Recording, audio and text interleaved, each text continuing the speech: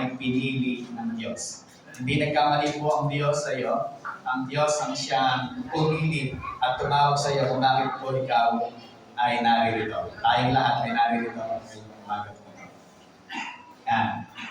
Ngayon pong umagang ito ay gaya sa natin kanina, first week ng July. Isang araw, ayon sa istorya ay madaling araw, natagpuan si Maricha.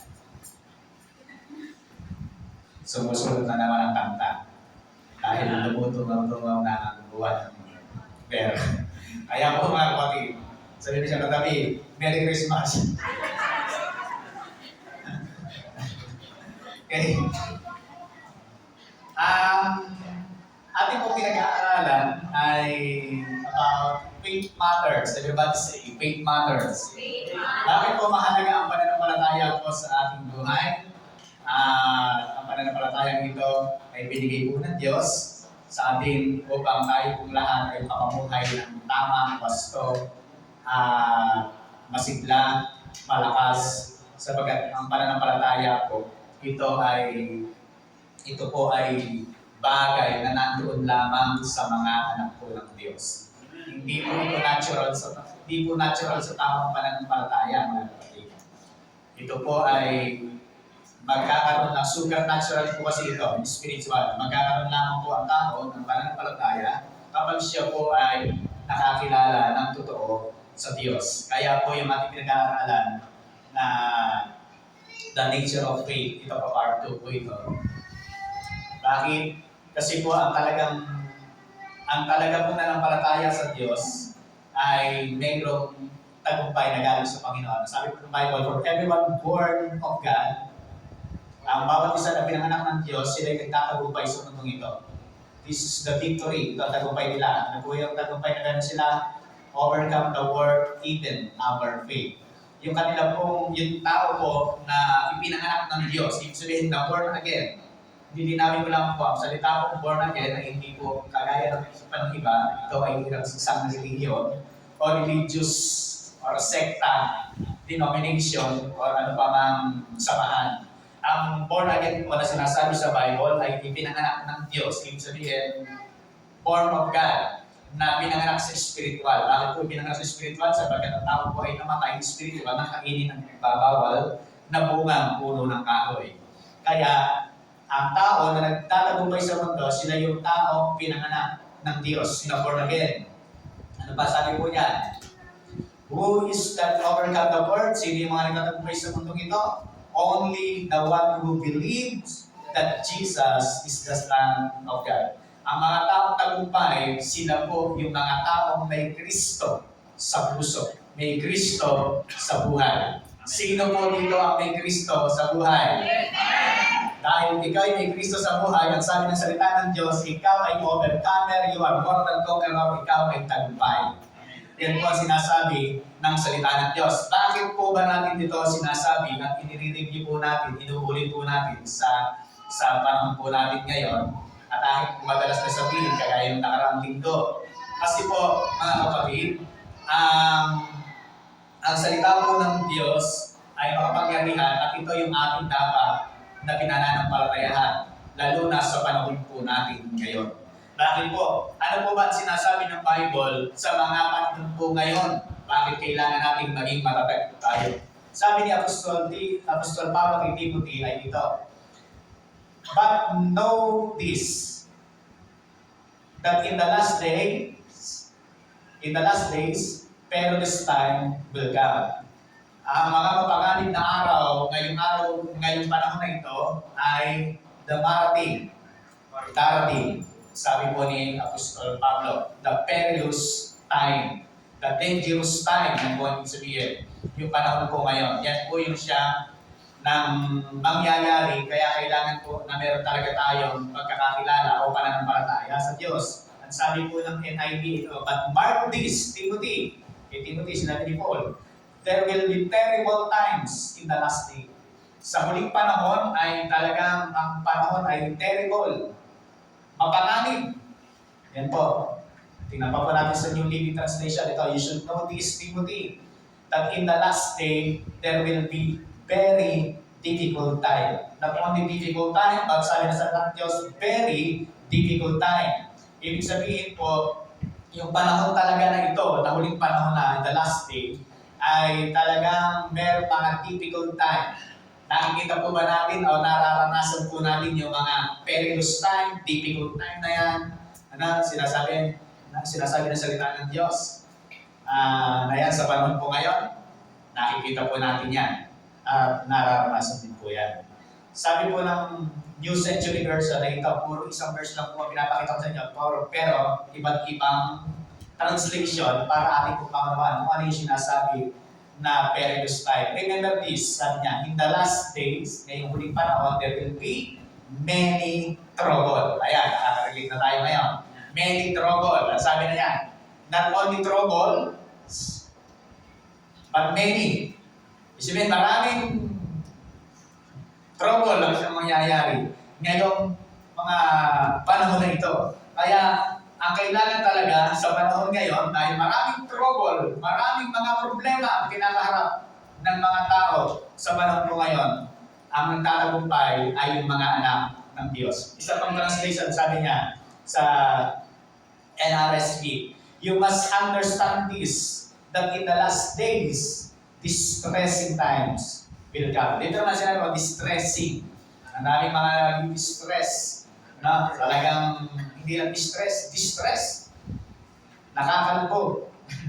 Nasyado nang hindi makatulog. Marami pong ganyan. Naalala ko na. Yung sa aming sa kapitbahay, mati na rin po siya ng church, mga kapatid. Pero hindi siya lumalabas ng bahay. Nabubutan niya sa anak niya yung galing niya. Pinapapahalaw niya. Ganyan. Kasi siya po ay papunta na ng depression. Dahil sa kakaintindi sa mga problema na sa pamilya niya. So, ganun po yung kanyang nararanasan. Pag tumatawag daw yung asawa niya, sabi daw, ay pinapatay lang niya, hindi daw yan. Pag pinapatay lang niya siya, hindi na siya nasagot. So, dumating itong panahon na siya po ay hindi lang stress, hindi distressing. Talagang distress yung kanyang nararanasan. Ibig sabihin po mga kapatid, sa panahon po ngayon, we are in the last days, at kailangan po talaga maunawaan po natin, ano ba yung mayroon tayo na ibinigay ng Diyos sa atin para tayo ay maging tagumpay sa lahat ng araw na ating pinagdadaanan. Kasi biruin mo, kung hindi mo maunawaan kung ano yung mayroon ka sa araw na ito, kung ano yung mayroon ka lang nang tinanggap mo si Kristo sa buhay mo, baka ano man yung problema dumating, hindi mo kayanin, hindi ka magpatuloy kasi bakit po? Ikaw ay naapektuhan ang nangyayari sa labas. Kaya itong tao ito ay umatid din sa church yan. Pero ganun pa man, naranasan din yung panahon na yun. Ibig sabihin, hindi tayo exempted sa lahat ng mga problema dumarating sa mundo ito. Ano lang kailangan natin? Maunawaan po natin kung ano yung mayroon tayo na tinanggap sa Diyos. Ano po yung tinanggap natin? We are the sons of God. We have faith from God. Yung pananampalataya na yun na galing sa Diyos, yun yung nagpapalakas sa atin. Kaya po mga kapatid, hindi tayo nananangan sa anumang nakikita natin, nakakadama natin. Hindi tayo nananangan kasi ang ating pong natural ay ito. Ating kaisipan. Yan po ang binubuo. Sight, hearing, taste, touch, smell. Yan pong lima na yan, kapag nalaman tayo dyan, tayo pong lahat ay maaaring sumapit sa panghihina, distress. Kasi po itong lahat ng ito, yan po yung nakikita mo, nararamdaman mo, nararanasan mo. Dapat hindi tayo manangan dyan sa lima na yan. Kasi itong lima na ito, yan lima po na yan po ay natural. Ano po yung ating panananganan? Ang panananganan po natin ay yung supernatural. Beyond, dyan sa lima na yan. Yan po yung supernatural. Yung tinatawag natin the sixth sense. Yung sixth sense po ay faith. Pag meron kang pananampalataya sa Diyos, yan yung magagamit mo upang ikaw ay maging matatag sa buhay. Bakit po? Sabi po, faith sees the invisible. Kapag meron kang faith, you sees the invisible, believes the impossible, receive the incredible. Ang pananampalataya po, yan po yung nagbibigay ng mga kamanhamang bagay sa atin. Mamamangha sa isang bagay na iyong mararanasan sa buhay, hindi dahil sa natural, kundi dahil sa spiritual. Mamaya-maya, habang tayo nag-aaral, patuloy na liliwanag po sa atin kung ano yung sinasabi ng salita po ng Diyos na yan. Kaya, ito pong faith na meron tayo, yung faith, yung sixth sense, faith sees the invisible, hindi mo pa nakikita pero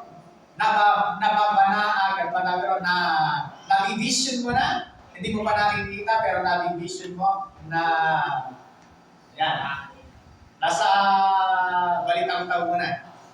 Ganyan po yan. And believe the impossible, yung mga kamanghamang bagay, yung mga posibleng bagay. Yan. And ikaw ay mamamahal, incredible. Yan po yung sinasabi ng salita ng Diyos. Noong nakaraan ay pinag-aralan po natin the natural of faith. Ano po yung the nature of faith. Faith is spiritual. Ang pananampalataya po ay spiritual po siya. Kagaya na sinabi ko kanina, hindi ito natural sa isang tao. Ang pananampalataya po ay spiritual. Darating lang po ang pananampalataya kapag ikaw ay nakakilala sa Diyos. Kapag ka ang tao ay nakakilala sa Panginoon na born again in the Spirit, again, hindi religion po yun, kundi kayo makaranasan sa Panginoon. Kapag naranasan po ng tao yan, na siya po ay born again in the Spirit, siya po ay meron ng faith, ito ay spiritual. Kasi po, ayon sa the second law of the harvest, we reap the same kind as we sow. Kung ano ang itinanim, yun yung ating aanihin. Kung ano yung nagtanim ka ng kalabasa ka, hindi ka ng kalabasa. Yan po yung the second law of the harvest na tinatawag po natin. Ano yung first law? Kapag ka maraming tinanim, marami ang aanihin. Ito yung the second law, we reap the same kind as we sow. Kung ano yung itinanim natin, yun ang siyang ating aanihin. Tingnan niyo po, ano po ba ang faith? Ang faith po ay ito, sabi ng salita ng Diyos. Consequently, faith comes from hearing the message. And the message is heard through the Word of Christ. Ang tawag sa Greek po yung Word of Christ ay tinatawag na Rhematos Christus. Paano nagsimula yung faith? Nung siya ay makarinig. Yan po ang nangyari. Ibig sabihin, nung makarinig siya, noon, dumating yung pananampalataya sa kanyang buhay. Kasi nga po, naitanim yung salita, nagbunga. Naitanim yung salita. Ano po yung salita? Yung salita po ay, the Spirit gives life. The flesh comes for nothing. The word I have spoken to you, they are full of the Spirit. So yung salita na narinig mong Spirit, kaya ang ani nito, Spirit din. Ano yung ani? Faith. Ano po yung faith? Spirit. Malinaw po, nakakaan po natin. Ang itinanim ay salita ng Diyos, Spirit, because the word I have spoken to you, sabi ng Panginoon Kristo, ay full of the Spirit and life. Itong salita ng Diyos na itinatanim sa atin, halimbawa ito, nagsasalita po ako ng salita ng Diyos, Spirit po yan, itinatanim sa ating mga puso. Ito ay magbubunga. Spirit, kaya mag-activate yung ating pananampalataya dahil sa sinasabi ng salita ng Diyos. Yan po yung ating pong natututuhan, nararanasan kapag ating pong pinapakinggan ang salita ng Diyos. Bakit po gano'n? Dahil ang salita po ng Diyos, ito ay itinanim, at dahil ito itinanim, ang bunga, pananampalataya, at yung pananampalataya, Spirit. Kasi Spirit ang word, ang salita ng Diyos. The message of Christ. Yung sinasabing Rhematos Christus, the word of Christ was for the message of Christ. Yan yung itinanim. Now, faith is the substance of things hoped for, the evidence of things not seen. Ito ay mga ebidensya ng mga bagay na hindi pa nakikita. No? Ang pananampalataya, katiyakan ng mga bagay na hindi pa nakita, at ito po ay katiyakan na ito po ay mangyayari. Ibig sabihin po, yung pananampalataya po ito na meron tayo, ito ay nanggaling sa salita ng Diyos, nagbunga ng pananampalataya, ito ay spirit, kaya yung faith na meron po tayo, nakikita natin, makikita, mapapakita sa iyo ng Diyos ayon sa kanyang salita, yung mga bagay na kanyang ginawa, paniniwalaan mo using your faith from God. Yan po yung sinasabi ng salita ng Diyos. Para po maunawaan natin mabuti, sabi po ng Amplified Version, now faith is the assurance of things. Assurance we hope for. Divine guarantee and the evidence of things not seen. The conviction of the reality. Yan na po. Faith comprehends as fact but cannot be experienced by the physical senses. Ayan, mas na-amplify po siya. Lumabas ang yung po faith is assurance, katiyakan. Kapag ka ito ay napunta na sa iyo, ito yung katiyakan ng mga bagay na yung mga inaasahan. Sabi niya, divinely guaranteed. Ayan, divinely guaranteed na ang iyong pananampalataya, tiyak na ito ay mangyayari. The evidence of things not seen. Mga bagay na hindi mo pa nakikita pero yan yung mangyayari. The conviction of their reality. Wala pa, pero pinaniniwalaan mo na, faith yun. Amen. Narinig ko meron ako narinig sa, bukod yung sinabi ni Jake, narinig ko na rin sa Facebook, yung salita, ano yung salita rin? Manifesting. Sabi niya, ako ay nagpapagawa ng bahay at ako ay sabi niya, meron kasing nangyari sa kanyang bahay, parang pinasok ng ahas. Sabi niya, darating din yung panahon, siguro mga 1 taon, kami po ay magpapabala, maayos na namin yan, pagagawa na namin yung bahay namin na yan. Sabi niya ay manifesting. Malay mo, nangyari, kapasahuli. Ibig sabihin, wala po yung faith. Sinasabi lang yung manifesting. Wala yung faith. Kasi bakit po? Meron sa sinabi na, malay mo, mangyari. Ang faith, the evidence, assurance, totoo mangyayari kapag pinakita ng Diyos. Alang malay-malay doon. Alang baka-baka doon. Ang pananampalataya na pinakita ng Diyos, tiyak mangyayari kapag sinabi po niya sa atin. Yan yung sinasabi. Tingnan po ito. Ito yung mga tao na hindi pa nababorn again in the Spirit. Ano po yung kanilang kalagayan? Spiritual death, spiritual loss, spiritually blind, spiritually darkened, and hardened, spiritually aloof. Yan pong 5 po na yan, ang katangian ng mga tao na hindi pa nababorn again in the Spirit. Again, hindi po religion pagiging born again. Kasi sinasabi po natin, ito po ay karanasan sa Diyos. Yung 5 po na yan ay katangian ng mga tao na hindi pa nakakakilala sa Diyos. Kaya wala po tayong hahanapin sa hindi pa nakakakilala sa Diyos. Wala tayong hahanapin na bagay na gusto mong makita sa hindi pa nakakakilala sa Diyos. Kasi po, sila po ay, ito yung kalagayan po nila. Kaya tayo na nakakilala sa Panginoon, dahil alam natin na yan ang kalagayan nila, ano man ang kanilang sinasabi, ginagawa, kailangan tayo yung nakakaunawa unang-una sa kanila. Amen. Hindi tayo yung patol ng patol sa kung ano man sinasabi nila. Kasi po, ito yung kalagayan po nila. Death, loss, blind, darkened and hardened, kanyang puso, and spiritually aloof. Yan po yung mga tao na hindi pa nakakakilala sa Panginoon.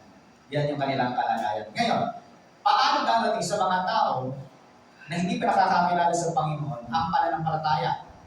When does faith begin? Kailan po darating yung pananampalataya sa tao na hindi pa nakakakilala sa Diyos? Sabi po niya, when does faith begin? Basa. Go. Darating lang ang pananampalataya sa isang tao kapag ang Word of Christ ay pumasok na sa kanyang puso. Ano po ang ibig sabihin na? Yung faith, kapag nagsimula na po siya, na pumasok sa puso ng tao, siya po ay magkakaroon na ng narisin yung salita ng Kristo, siya po ay magkakaroon ng pananampalataya. Bakit? Kasi po, ang sabi ng salita ng Diyos kanina, binasa natin, consequently, faith comes from hearing the message, and the message is heard through the word of Christ, Remax Christus. The word of Christ, ano po yung Remax Christus na yan sa Greek? Yan po yung finished work of Jesus Christ. Yan po yung mabuting balita, the good news of Jesus Christ. Yan po yan. Kapag narinig ng tao yung message of the cross na tinatawag ng Apostol Pablo, kapag narinig po yan, darating yung pananampalataya sa Kanya. Darating yung pananampalataya sa Kanyang buhay. Kapag narinig niya ang mabuting balita ni Kristo. Yung tao, darating ng pananampalataya. Kapag narinig ang mabuting balita. Kapag ito ay kanyang pinakinggan. Tingnan niyo. Yung context nila, puntahan po natin para makakawaan po natin mabuti. Tingnan po ninyo. For everyone who calls in the name of the Lord will be saved. Sino yung maliligtas? Yung tatawag. Iba yung nagsasabi. Kasi sabi po ng Matthew 7:21, not everyone say to me, Lord, Lord, will enter the kingdom of heaven. Iba yung say, iba yung call. Yung say, nagsasabi lang yan. Pero pagka-call, may impact galing sa puso yun. Panginoon! Yan na. Sabi na, everyone who calls in the name of the Lord will be saved. Sa Tagalog po kasi ng Mateo 7:21, hindi lahat ng tumatawag. Sa English yung tumatawag, call. Pero in Englishin mo, ang sabi mo, not everyone who say to me, Lord, Lord. Yun yung tamang accurate na translation. Kasi iba yung pagtawag, iba yung saying, pagsabi. Sabi na sa Diyos, everyone will call on the name of the Lord will be saved. Ano ba? How then can they call on the one they have nag-believe? Paano sila tatawag sa hindi nila pinakinggan? And how can they believe in the one whom they have not heard? Paano sila maniniwala sa hindi naman nila napakinggan? And how can they hear without someone preaching to them? Paano naman sila makakapaniwala ng anaran? And how can anyone preach? Paano naman makakapangaral? Unless they are sent.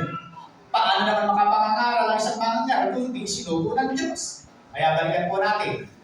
Tignan nyo, paano tatawag kung hindi nananampalataya, kung hindi naniniwala? At paano maniniwala kung hindi napakinggan? At paano mapapakinggan kung walang nangangaral? Nakita niyo po yung sequence? Paano maliligtas kapag tumawag? Paano tatawag? Dapat manampalataya, maniwala. Paano maniniwala?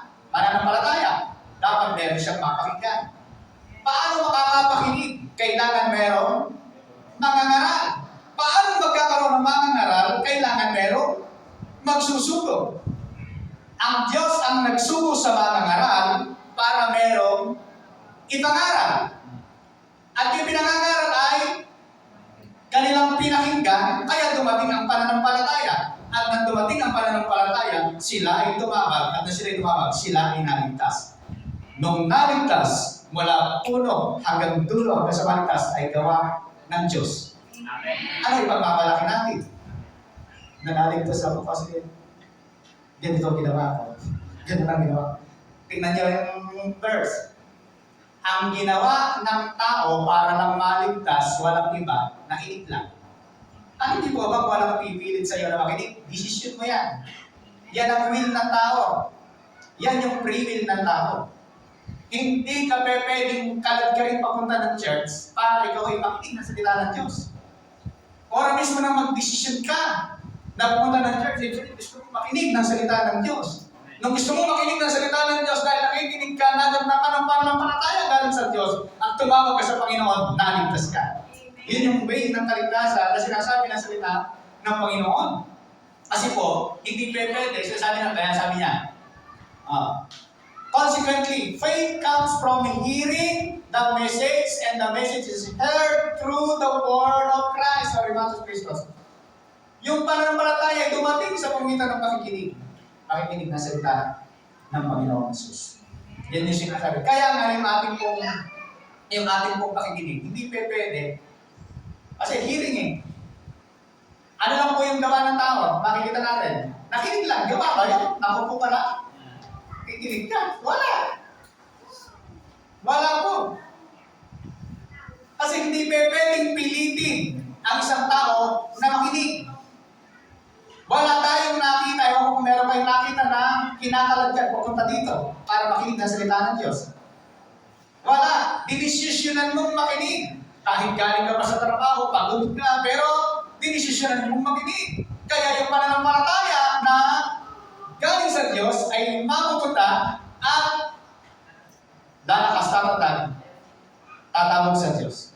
Yan po yung sinasabi ng salita ng Diyos. Pakita ko po sa inyo yung verse na ito. Tignan po. Si Aling Lydia. Kilala niyo po si Aling Lydia? Lydia's Lechon. Hindi po yun. Ito po ay Lydia's Garment. Kasi nagtitito siya ng 4 o'clock.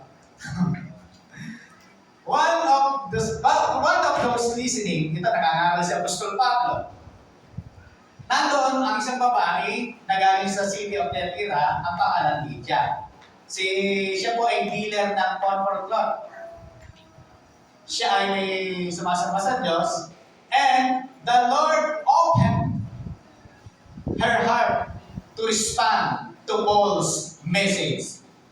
Si Aling Lydia, siya po ay nakikinig kay Apostol Pablo, at habang nakikinig siya kay Apostol Pablo, ano nangyari?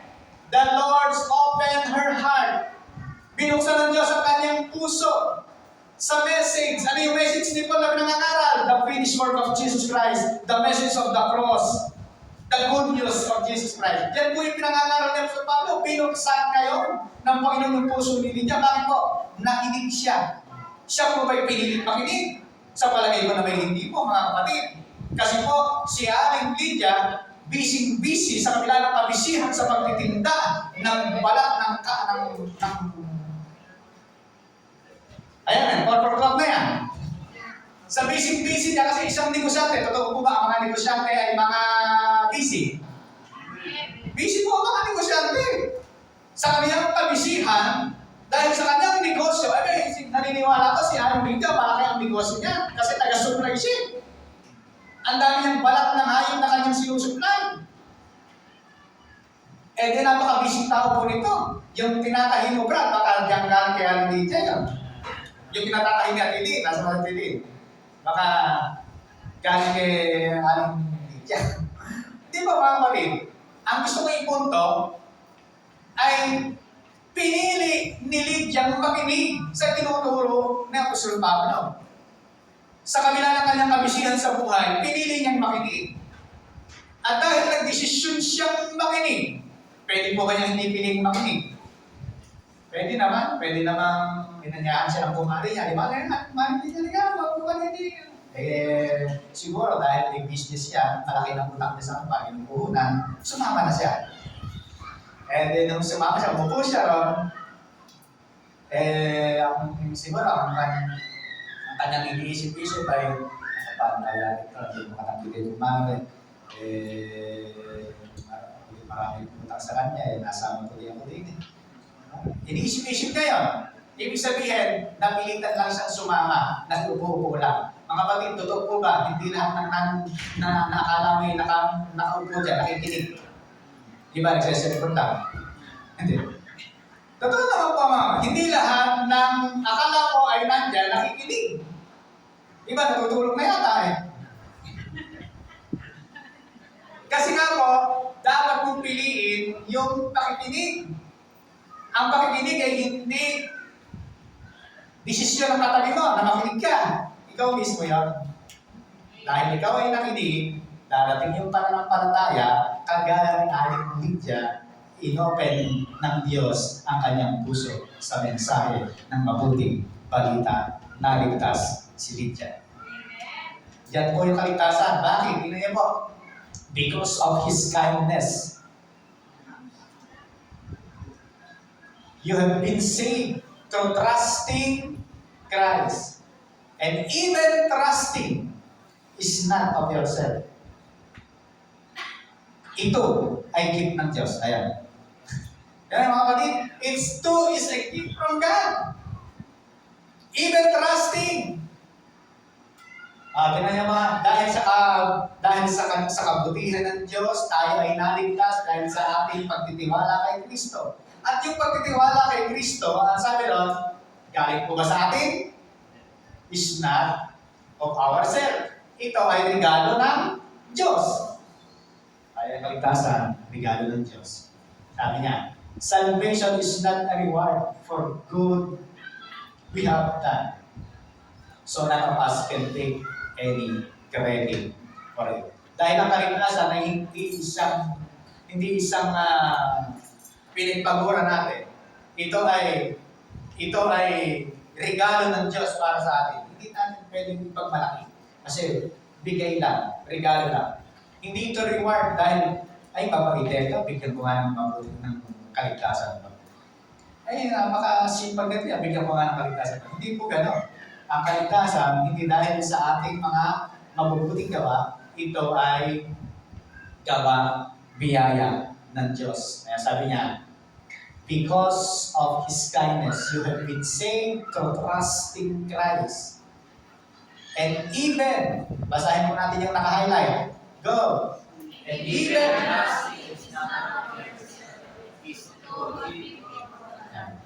galing po ba sa atin din yung trusting?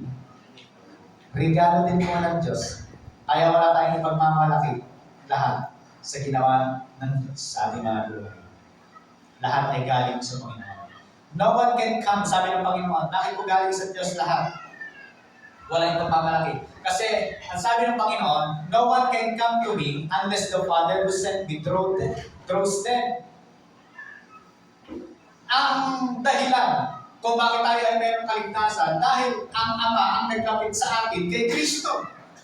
Sabi ng Bible, walang makalalapit sa akin, sabi ng Panginoon sa Kristo, unless kapag inilapit sa akin ang Ama.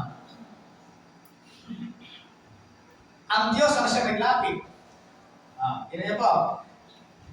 He went on to say, this is why I told you that no one can come to me unless the Father has enabled them. Dalawang beses na sinabi, walang makalalapit sa akin, maliban, ilapit siya sa akin ng Ama.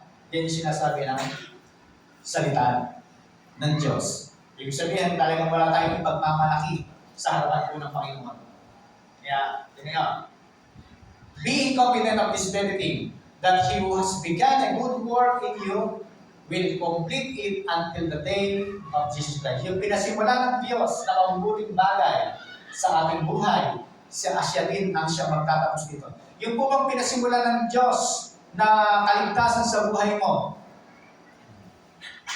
ay ayaw mong tapusin. Ang sabi sa salita ng Diyos, yung pananampalatayang kanyang sinimulan sa iyo, siya din ang magtatapos. Sabi ng Hebreo. Bakit po? Kasi nga, that He was began a good work in you will complete until the day of Jesus Christ. Yung ginawang mabuti ng Diyos sa atin, kanyang kukumpletohin pagdating ng Panginoon sa Kristo. Sabi na NLT, and I am certain that God, who began the good work within you, will continue His work until it finally finishes on the day when Christ Jesus return. Sa pagbabalik ng Panginoon Kristo, yung ginawa niyang mabuting bagay sa atin ay kanyang tatapusin sapagkat ang Diyos pagka nagsimula, nagtatapos. Pag pinasimulan ng Diyos, siya din ang magtatapos. Hindi kami bibigyan ng Panginoon. Yung mabuting bagay na ginawa sa iyo ng Diyos, siya din ang siya magtatapos nito. Yan yung kayang gawin ng Diyos sa buhay ng bawat isa sa atin. Until it finally finishes, sabi niya in the day, when Christ Jesus returned. Kaya sabi ng Panginoon, because of His kindness, you have been saved to trust in Christ. And even trust is not yourself, it is to a gift from God. Dahil ito yung regalo ng Panginoon, binigay ng Diyos. Ano ba yung mga bagay na hindi kayang ibigay sa atin? Ano yung bagay na hindi kayang ibigay ng Diyos sa iyo? Kung ito ay binigay na ng Panginoon kaligtasan, kung si Kristo ay binigay ng Diyos, ano ba yung hindi niya kayang ibigay? Sabi niya, ito ay kanyang tatapusin hanggang sa kanyang pagpalitan. So, yan po yung faith is spiritual. Amen. Ang pananampalataya ay is spiritual. Yan po yung the sixth sense. Nagsimula sa pakikinig ng salita ng Diyos, nagbunga ng pananampalataya, ikaw ngayon ay merong kaligtasan. Pangalawa, faith is scriptural. Kapag ikaw ay may pananampalataya, kailangan ito ay nakabase sa salita ng Diyos. Yung pananampalataya na meron ka, nakabase dapat sa salita ng Diyos. Ganyan po ito. True faith should be based on the scripture. Ganyan. Bakit po? Kailangan pananampalataya nakabase sa scripture. Hindi pwede na sinasabi mo na ikaw ay nagsasabi, meron kang pananampalataya, tapos hindi nakabase sa salita ng Diyos. Kinokontra ng salita ng Diyos yung sinasabi ng pananampalataya. Hindi po pwede na. Ganon. Kasi po, ang salita po ng Diyos ay, pakita ko po nga natin, faith in scriptural, ibig sabihin, ang salita ng Diyos, yung scripture, yung Bible. Ang Bible po ay may tinatawag na rhema at may tinatawag na logos. Yung pong logos, ito yung written word, yung nasusulat. Yung nakasulat, nandun sa Bible app po ninyo, sa cellphone,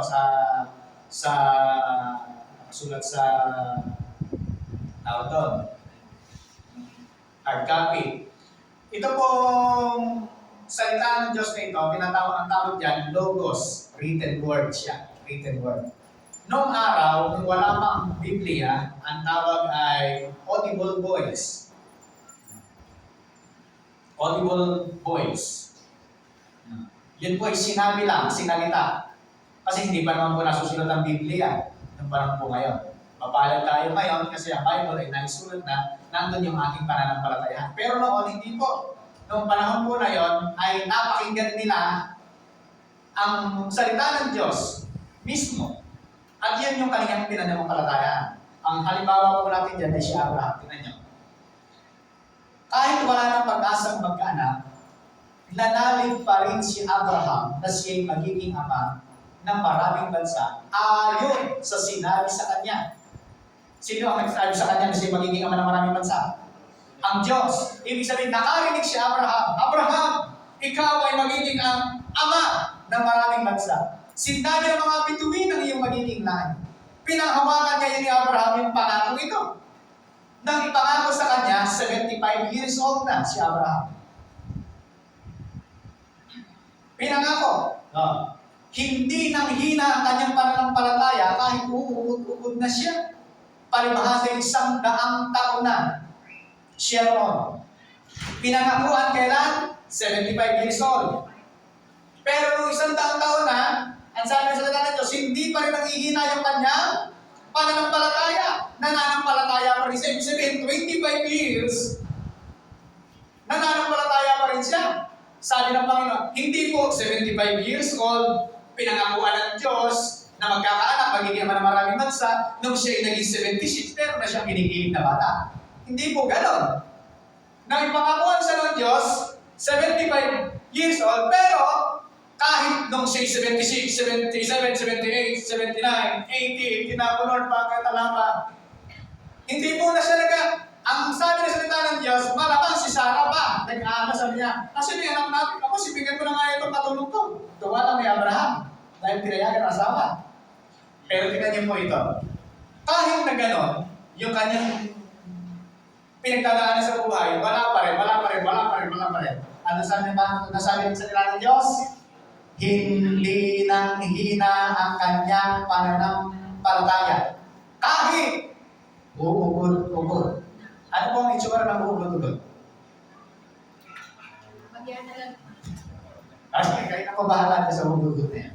palibahati 100 taon na siya, no? Ibig sabihin pala, 100 taon na, ugod-ugod na. Wala pa kong ugod-ugod dito, kasi wala pang 100 taon. Ibig nang ising, ano pa lang, 93. Oh, hindi pa ugod-ugod nila, ha? Isang taon pa na, ugod-ugod ka na, hindi ka na dito. Kahit ugod na siya, palibahati 100 taon na siya, sabi at ang kanya namang asawang si Sarah ay doon. I-implicit mo natin para makita po natin. Tingnan mo. Without weakening in his faith, he faced the fact that his body was good as dead. Tingnan nyo, ibinilang na ni Abraham na yung kanyang katawan dahil 100 taon na, patay na. Since he was about 100 years old, yung kanyang katawan, itinuring na yung patay na. Wala na magagawa eh. Sa isipan man ng tao, parang wala na rin talaga. And that Sarah bones was also dead. Matanda na si Abraham, dead. Si Sarah naman matanda na rin, baon pa, double dead. Oh. Ano po ang ating nakikita diyan? Dahil si Abraham ay merong audible voice, sinabi ng Diyos sa kanya, pinananampalatayaan niya kahit nagtatagal, nananampalataya pa rin si Abraham sa Diyos. Meron siya kasing narinig sa Diyos eh. Kaya yung faith, mga kapatid, nililinaw natin, dapat ito should be based in the Word of God. Yung pinananampalatayahan mo, kailangan nandun sa sinasabi ng salita ng Diyos. Sabi niya, hindi nangalilangan sa pangako ng Diyos, sa halip lalo siyang lumakas dahil sa kanyang pananampalataya at nagpuri pa sa Diyos. Hindi na nag-alinlangan, lalo pang lumakas. Ay, 100 taon na, hallelujah, malapit na siguro ako magkanak ito. Siguro, excited pa siya. Eh, yung iba, 100 na, sa Diyos na natin sa akin, wala na. Wala na. Papatay na ako. Puro patay-patay na nasa isip na, wala na, pamatay na. Nahina na ako. Puro yun lang sinasabi. Last time mga kapatid, yung mga nagsasabi nung naririnig ko, Anton, nakahiga na lang talaga. Kasi lagi sinabi, teka, sabi sa akin, mahina na talaga. Paggarami na ako. Ayun, naggarami na lang, mga kapatid. Namahina na lang, namatay yung kalahati tuloy. Ay, una, namatay mo na yung kalahati. Ewan ko kung kailan yung kalahati. Kasi nga po mga kapatid, laging sinasabi sa akin, pare ko, ang edad naman po niya mga kapatid, ang edad po niya ay sa August 19 naman na siya.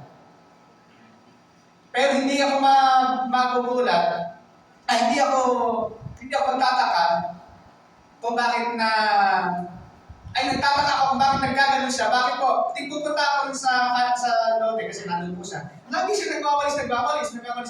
Tapos pagka may dadalhin na yellow sa kabilang bahay doon siya pa yung talagang pupunta kasi gusto niya na-exercise daw siya, ganyan. Nakikinig na po sa official. Kaya ang laging sinasabi niya, pag nagdadabo po sa lote. Lalapit lang siya. Sasabihin lang niya, pare ko, wala na ako. Panggarahin ako. Kung ano sinasabi talaga, mangyayari. Yan po yung, nung Sabado lang po na siya, na-stroke yung paghati po niya. Kasi yun yung sinasabi.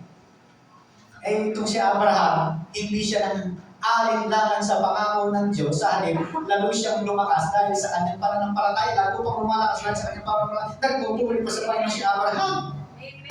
Kaya na isang dapat na si Abraham, hallelujah, wala na siguro tumating ang aking pangako ng Diyos. Excited para pagdating ng siguro 75 pinangako, ng 55 excited, 70, 77, excited, 78, excited. Hanggang sa dumarating, lahat siya maging excited kasi lahat siya Diyos. Hindi nanghihina. Amen. Hello. Amen. Kung ikaw meron sakit karamdaman na nararanasan niyo yan, huwag kang panghinaan at huwag gamitin mo yung sinasabi ng sakitan ng Diyos na sinasabi. Pakita ko sa inyo mga kapatid, kung ano yung panghahawakan mo na sinasabi ng salita ng Diyos. Tuloy po natin ito. Sige, palapakan po natin ang Panginoon. Hallelujah! Lubos siyang naniwala na tutuparin ng Diyos ang ipinangako nito. Lubos na naniwala si Abraham na tutuparin ng Diyos. Ano po yung pangako ni Abraham na kanyang narinig? Ano po yung pangako ni Abraham? Ano po yung pangako ni Abraham na kanyang pinangawakan? Voice. Wala pa pong lobos nun. Audible voice. Hindi niya sinabi ng Panginoon, di ba nasusulat ito? Sa aklat ng Genesis, sabi ko Panginoon. Alam pa nga yung Genesis na si Moses ang nagsulat nun eh. Genesis, hanggang Genesis, ito ba, sa Genesis number, si Moses ang nagsulat. Bago si Moses, ilang libong taon, si Abraham nandun na. Ikinuwento na lang ni Moses sa kanyang sulat by the inspired of the Holy Spirit. Kaya na isa-isa yung sulat na yun. Pero, wala akong pinangahawakan si Abraham na nasusulat. Kaya mga kapatid, meron tayong pinangahawakan, nasusulat, sinasabi ng Panginoon mismo about patungkol sa ating mga buhay na nananampalataya kay Kristo. Amen. Ito. For no matter how many promises God has made, they are yes in Christ. And so, through Him, the Amen is spoken by us to the glory of God. Dahil kay Kristo, ang lahat ng pangako ng Diyos ay laging yes para sa atin. Tandaan niyo po yung verse na yan. Dahil kay Kristo, ang pangako ng Diyos ay laging yes. Meron po bang no? Dahil kay Kristo, yung pangako ng Diyos na pinangahawakan mo, yes, anak, tutuparin ko yan, sinabi ko yan. Tingnan niyo po ha, and so through Him, the Amen is spoken by us. Ano niyo po ba yung Amen? Yan po ay Amen. Ang sabi ng Revelation is the one of the name of Jesus Christ. Amen. Yan ang isang pangalan ng Panginoon Kristo. Amen. Ibig sabihin, pinagtitibay talaga ng Diyos ang pangako niya dahil kay Kristo. Tingnan po natin. We can only exercise faith on what is so very clear in the Scripture. Kung ano yung maliwanag na sinasabi ng kasulatan ng Biblia mo na binabasa mo, kailangan ito po ay ine-exercise natin yung pananampalataya natin na base dito sa Scripture na ito. Una, yung salvation. Ano yung pinangahawakan mo na talata na sinabi ng Diyos sa iyo, sa salita ng Diyos, patungkol sa salvation na meron ka? Bibigyan ko kayo ng mga pangahawakan na verse. Una, sabi niya, yet to all who did receive Him, to those who believe in His name, He gave the right to become children of God. Sino yung mga tao na nagkaroon ng karapatang maging anak ng Diyos? Sino ba? Who?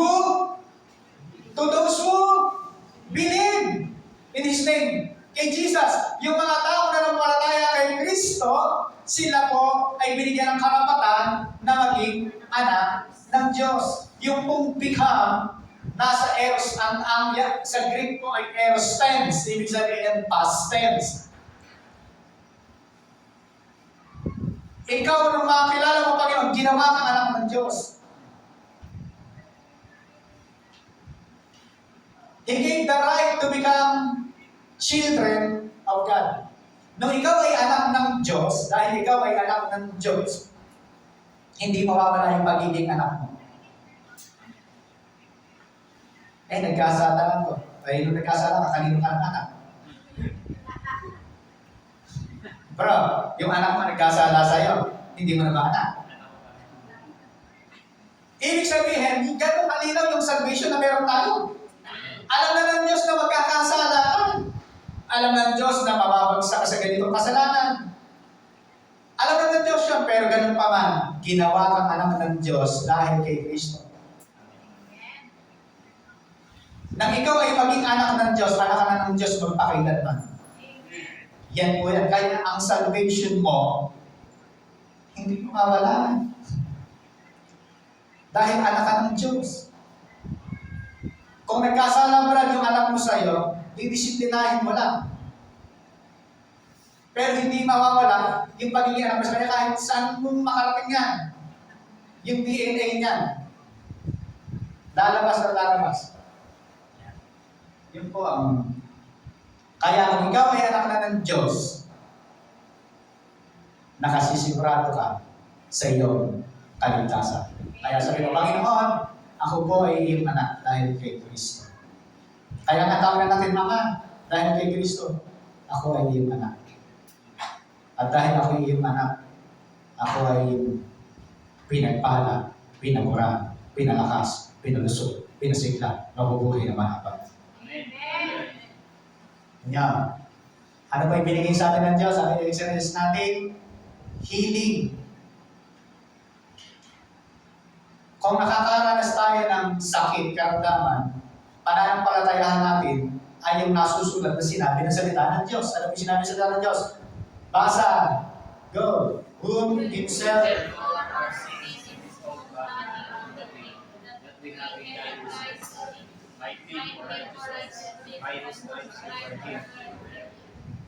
nasa aorist tense na naman po sa Greek. Ano po yung sabihin ng aorist tense? Past tense. Sabi niya, by whose stripes, dahil sa kanyang mga lakay, you were healed.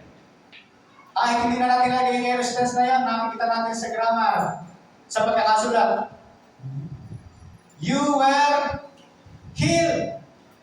Hindi sinabing you are healed. You were healed. W-E-R-E. Ano ba yung meron yung healed? Merong E-D. Ayon sa aking teacher, pag may E-D sa dulo, past tense. Kaya mo sa teacher niya. Di ba mga kapatid? By your stripe, you were healed. Ibig sabihin, kung ano man yung nararanasan mo sa buhay, declare mo. Panginoon, sabi mo sa iyong salita, dahil sa latay ng Kristo, kami magaling na. Meron po kasing tatlong nagpapatotoo kung bakit tayo ay hindi kumbinsido. Hindi po kayo nakukumbinsi. Bigay ko rin tatlong nagpapatotoo. Unang nagpapatotoo sa tatlo na ito, una, ikaw mismo. Sabihin mo, paano kung magaling na? Eh masakit pa. Masakit-sakit niya. Eh sabi, magaling na ako. Parang, ayan, nagtutuda ka na. Kasi meron kang nararamdaman. Tapos nung tinignan ka pa ng kapitbahay mo, sabi niya, ay naku, Diyos ko po. Isang bulati na lang, hindi po may pirma. Tingnan ko na. Ganun pa nakikita ng ibang tao. Pangalawang patuturo ko yun. Yung ibang tao. Nakikita sa iyo, naku, ang dalang to. Hindi na to. Pangalawang patuturo yan. Gusto nyo marinig yung pangit ng patotoo? Ang pangit ng patotoo, yung sinasabi ng salita ng Diyos. By His stripe, by your stripe, you were healed. Ngayon, sa tatlo na ito, sino paniniwalaan mo? Sige. Sino paniniwalaan mo sa tatlo na yan? Yung nararamdaman mo, masakit pa. Pero magaling na sa pangalan ni Jesus. Lagi mo dideklara. Kaya nga mayroong power of declaration eh. Ang ipagbawal mo sa lupa ay ipagbabawal sa langit. Ang kalagan mo sa lupa ay kakalagan sa langit. Power of declaration yun. Huwag ka lang pabago-bago ng declaration. Pag sinabi mo, ako'y magaling na sa pangalan ng Panginoon Jesus, I am healed by His stripe. Tapos wag na. Ako mamamatay na yata ako. Patay. Pamit talaga. Kasi kinontra ng deklarasyon mo, yung binumbulong mo na naman. At hindi ko kontrahan. Ay, tanong ko po kayo ulit. Alin ang paniniwalaan mo sa tatlo? Sinararamdaman mo? Sinasabi ng tao sa iyo? O sinasabi ng salita ng Diyos sa buhay mo? O, hindi lang po natin. Baka pinasasalan niyo pa parang may bukol pa, parang kumikirot-kirot pa.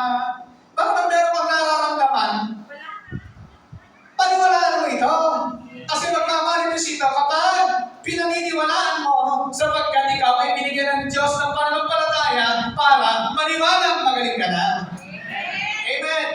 Yan po yung sinasabi ng salita ng Diyos. Kung bakit dinidiin ako ang pagsasabi. Kasi sinabi ng salita ng Diyos, hindi naman ako may sabi. Ano pa po ba kayo mga kapatid? Hindi ako may sabi, nire-relay ko lang yung sinabi ng salita ng Diyos. Bagat meron tayong nararamdaman sa katawan natin. Pero dideklara natin yung sinabi ng salita ng Diyos kasi mas makapangyarihan ang sinabi ng salita ng Diyos. Palakpakan natin ang mga dito.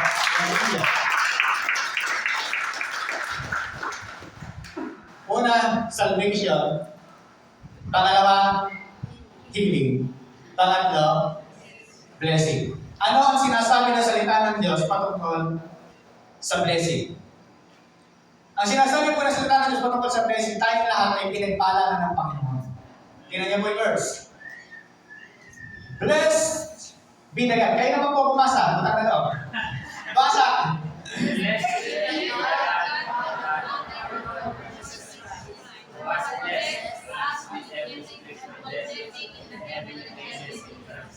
Yan, tingnan niyo po. Sabi niya, who has blessed?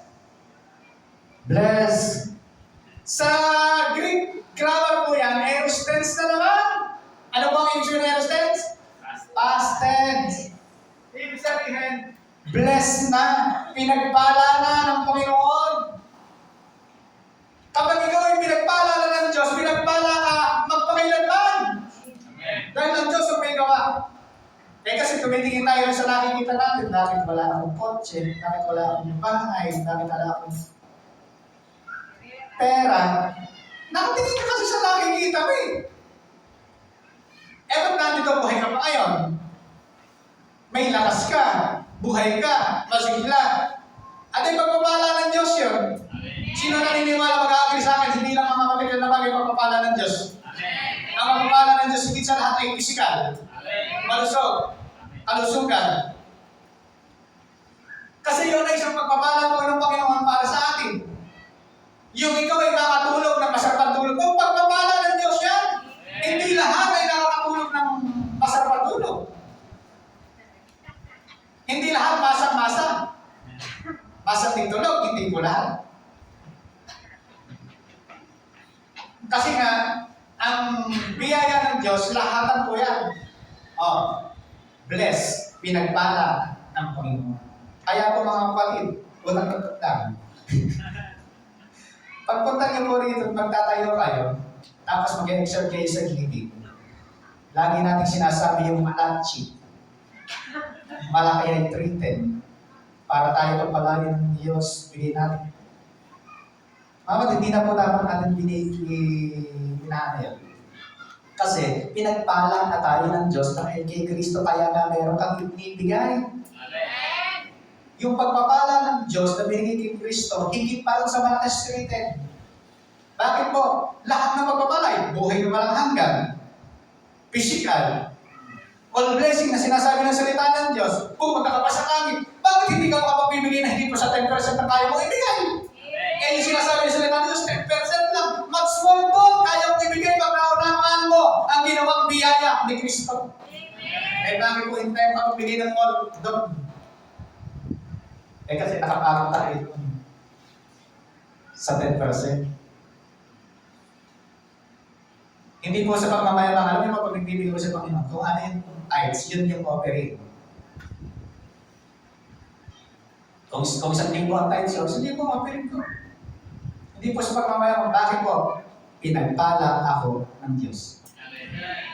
Yan yung aking dinideklara lagi, pinagpala ako ng Diyos. Bakit ako minamibigay? Wala naman akong maibibigay kung wala ako.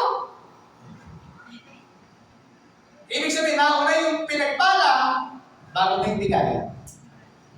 Kaya pag tayo mo sa harapan, lahat ng ganap at sasabihin mo na lang ang mga anak ng Diyos na pinagpala na ng Panginoon, handang-handa na magbigay sa oras na ito. Kaya patuloy natin ideklara ang pagpapala ng Diyos ay patuloy na magmaterial sa ating mga buhay. Tayo ay manalangin, Panginoon, maraming po salamat sa lahat ng pagpapala na mayroon kami. We are blessed, we are more than blessing. We are Sharito, blessed and highly favored. At patuloy na magpapala ng biyaya mo sa aming mga buhay ng material sa pangalan ni Jesus. Tapos na. Eh, kaya haba-haba mo pang mag-insert ng giving eh. Hindi naman na nakakapagtaka kung bakit marami kang hinani, marami kang pagpapalang tinanggap, marami kang napromote sa trabaho. Hindi na nakapagtataka yun, given dahil ginawa na ni Kristo talaga yun. Ang mga anak ng Diyos hindi mamamatay ng mahirap. Ang mga anak ng Diyos hindi ira-rapture ng mahirap. Binigay na ng Panginoon yan. I-declare na lang natin lahat yung ginawa ni Kristo. Kasi ang ginagawa ng kaaway, kinokontra. Ang sabi ng kaaway, sabi mo, bless ka. Nasaan? Namumuta ka na. Kukontrahin niya yung kinokontra ng kaaway, yung salita ng Diyos na iyong narinig. Sino ngayon ang paniniwalaan mo? Yung nakikita at nararanasan mo, yung 5 senses mo? O yung 6 senses? 5 laban sa 1. Sino ang paniniwalaan mo? Kasi po mga kapatid, kailangan ito ay ating upang naman pag-ibig. Ang pagpapala po ay hindi dahil sa ating binibigay, hindi dahil sa ating paglilingkod. Dahil kung doon yung pagpapala natin na meron tayo, magmamalaki po tayo. For example, ako'y pinagpala ng Diyos dahil ako'y masigasig sa paglilingkod sa Panginoon. Lagi ako sa gawain, prayer meeting, cell group, Sunday service, kapag mayroon pang matter, pumupunta, kaya ako'y pinagpala ng Panginoon. Kaya kasi mga tamad rin. Kaya hindi niya nararanasan ang pagpapala. Narinig niya ng kubay ka na? Buti naman. Kasi po mga kapatid, pag gano'n ang sinasabi natin, magmamalaki tayo dyan. Wala tayong dapat ipagmamalaki, hindi ang ginawa ng Panginoong Jesucristo sa atin. Si Jesus lang dapat ang natataas sa ating buhay. Bakit tayo blessed dahil si Kristo? Bakit tayo malusog dahil kay Kristo? Bakit tayo binisigla dahil kay Kristo? Bakit tayo may kaligtasan dahil kay Kristo?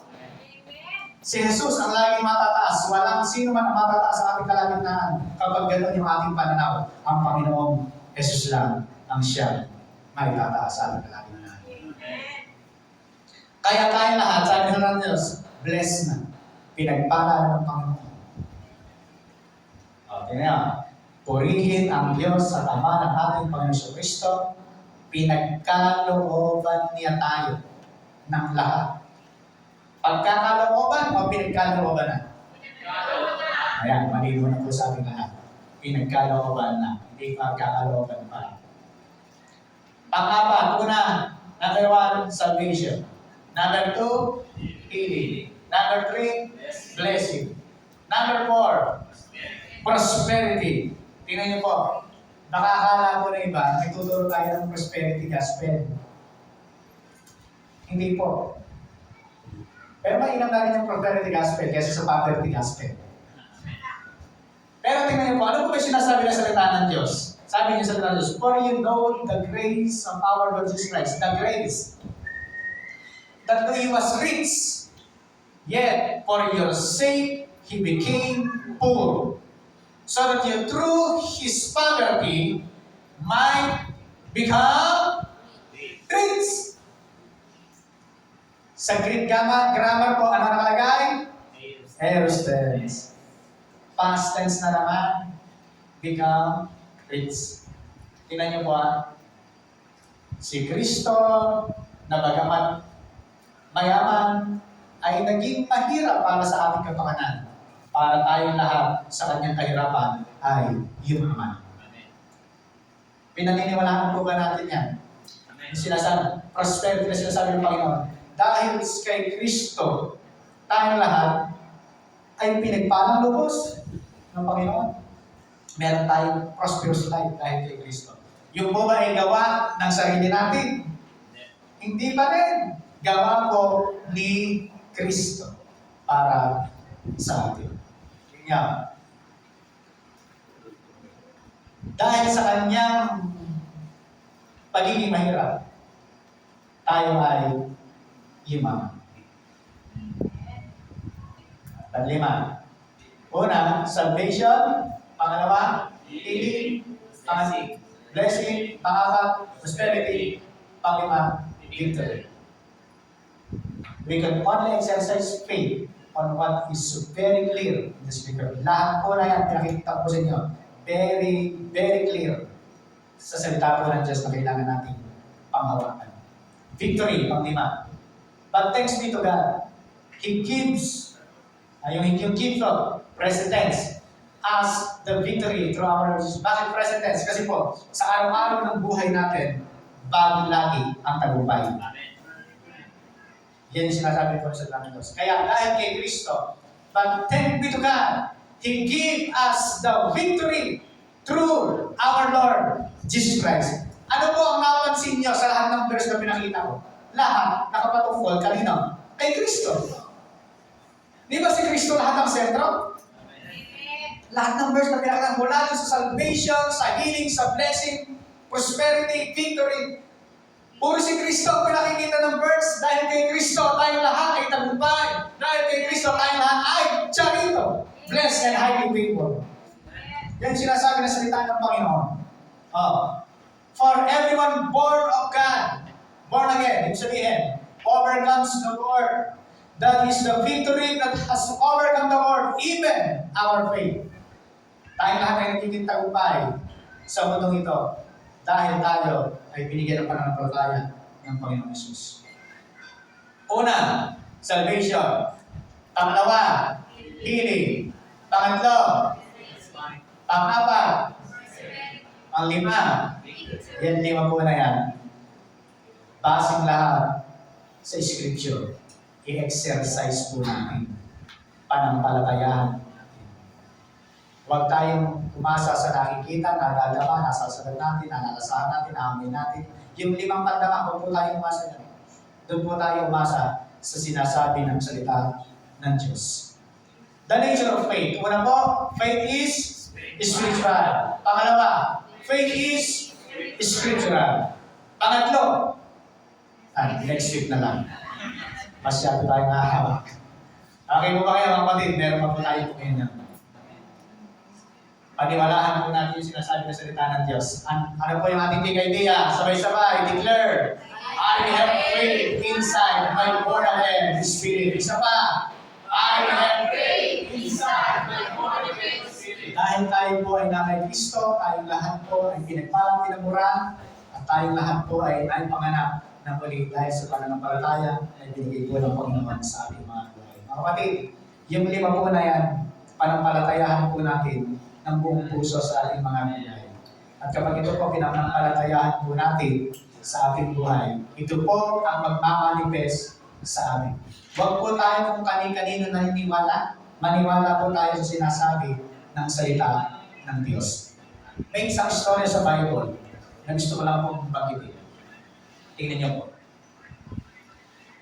Sabi po ng isang babae na inaaga, dinudugo ng 12 taon. Ang sabi po ng istorya, siya po ay nakubos na yung kanyang kayamanan sa pagpapagamot, pagpupunta ng espesyalista. Ubus lahat ang kanyang karamang bankrupt po siya. Siguro marami rin siyang nautang. Dahil sino ba naman ang may sakit na papayag na hindi siya magpagamot kung siya hirap na sa kanyang kalagayan. Pero na 12 years, dinudugo siya. Ewan ko, may dugo ba ito eh. Kasi 12 years po siyang dinudugo. Pero, nung marinig niya, yung balita patungkol kay Kristo, saan po nagsimula? Pakikinig. Narinig lang niya yan, nabalitaan niya about kay Jesus. Nung nabalitaan niya si Jesus, nagpapagaling, marami malang nangyayari. Biglang dumating sa kanya yung pananampalataya. Narinig lang po niya yun.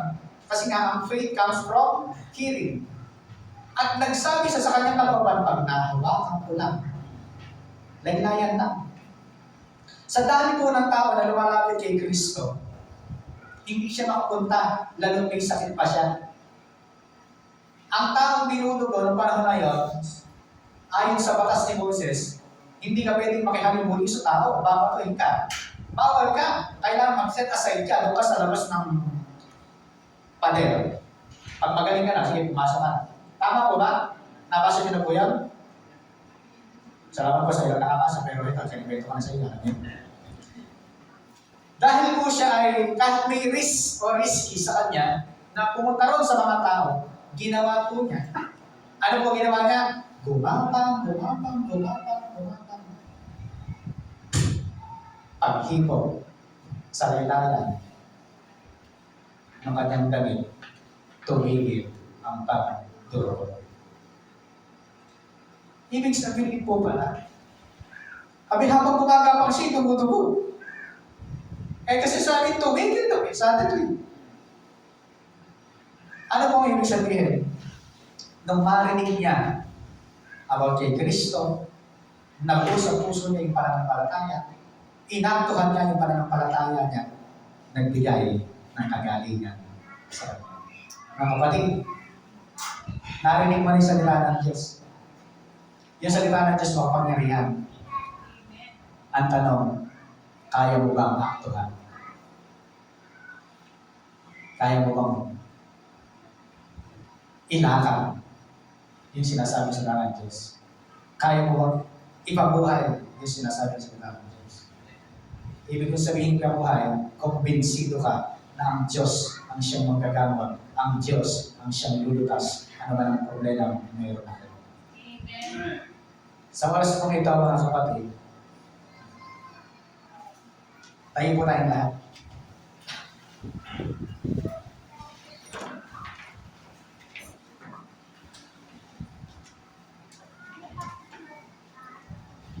Ang pananampalataya po ay nagsisimula sa una sa pagtanggap sa Panginoon Kristo. Sa ating po pa, meron po ako nakita mga bago lang. Si paring Mika, kung paring po yan. Purihin ng Panginoon. Ano? Pangilang sama mo na ba dito? Ngayon pa lang, purihin ng Panginoon. Samahan po natin yung iba nating mga kasama sa pagtanggap sa Panginoon. Ipapahayag nyo lang na yung aking bibig bilang pananampalataya kay Kristo, pagtanggap natin sa Kanya bilang Panginoon sa kanilang tagapagligtas. Yung mga hindi pa kilala, yung mga bago pa lang, sumabay po kayo sa panalangin ng pagtanggap sa Panginoon. Samahan po natin sila sa mga dati na pong tumanggap, samahan po natin sila upang ipahayag ang pananampalataya sa ating Panginoon Jesus. Sabayan niyo po ako sa pagtanggap kay Kristo. Sabihin po natin, Panginoong Jesus, ako'y nagpapasalamat sa iyong mga salita na aking narinig ngayon. Na ako ay may buhay na walang hanggan dahil sa ginawa mo sa krus ng Kalbaryo. Inaamin ko na kailangan kita sa aking buhay upang mapatawad at malinis ng iyong banal na dugo ang aking mga karamihan. Na isip, na salita, na gawa. Nagpapasalamat po ako sa iyong biyaya sa aking buhay. Sa iyong habang at awa na aking naranasan. Dahil kay Kristo na napako sa krus para sa akin. Ako ngayon ay may buhay na walang hanggan. Ako na lamang po ang mananalangin para sa inyong lahat. Aming Ama, maraming po salamat sa katotohanan ng iyong mga salita. Ang mga salita po ninyo ay tunay na nagbibigay ng buhay sa mga tao na nananampalataya. Ito po ang aming pinananampalataya. Ito po ang aming sandigan sa mundong magulo. Ngayong panahon ito, ang sabi ng salita ng Diyos, ang sabi ng Apostol Pablo kay Timothy, perilous time, distressing time, many trouble. Ang huling panahon ito, aming Ama, na magulo, masalubog. kami ay may panlaban. Yung pananampalatayang binigay mo sa amin. We are more than conquerors. We are victorious. Dahil kami po ay nanampalataya at naniwala sa iyo. Dahil pakikinig ng iyong mga salita, kami pong lahat ay tagumpay. Ama, marami pong salamat sa katotohanan ng mga salita po ninyo na amin pong narinig. Patuloy na maging buhay sa buhay po namin. Patuloy na magmaterial sa buhay ng iyong mga anak. Ama, expected na po namin na ang mga anak po ninyo ay patuloy na mararanasan ang masaganang pagpapalang galing sa iyo. Sa kanilang mga kabuhayan, lahat ng gawa ng kanilang mga kamay, lahat ng gawa ng aming kamay, aming anak. Naniniwala kami na ito'y pinagpala mo na.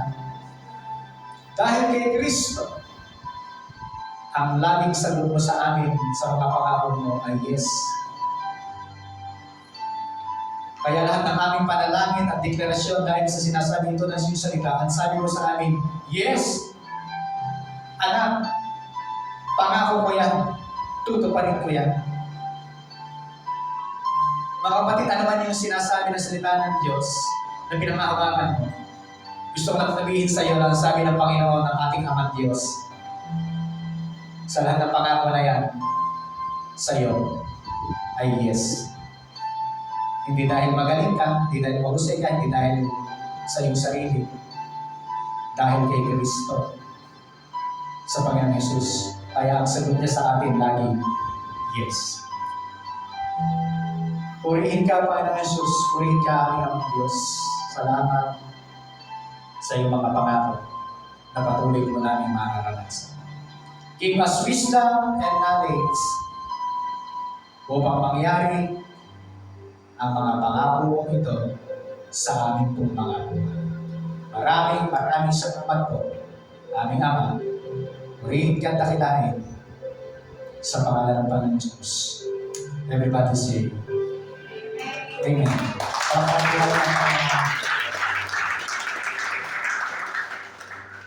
Tayo pong lahat ay magpapatuloy pa.